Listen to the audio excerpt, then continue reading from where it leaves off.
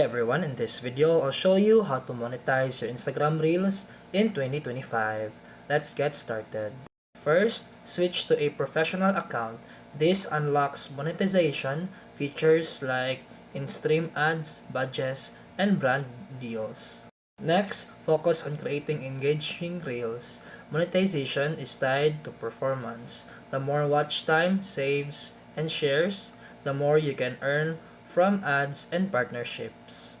You can use Instagram branded content tools. This connects you with sponsors looking for creators to promote products. Always disclose partnership to stay compliant. And don't forget to check your professional dashboard.